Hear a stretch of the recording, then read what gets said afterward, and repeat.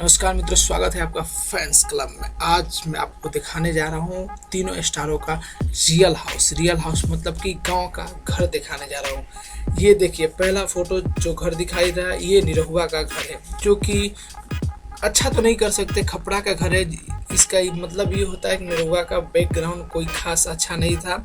इनके पापा भी एक लोकल सिंगर थे, कोई खास बड़े नाम नहीं कमाए, लेकिन आज निरहुआ जो है अच्छे अच्छे फ्लैट ले चुके हैं अपने मुंबई में। ये है पवन सिंह जी का घर।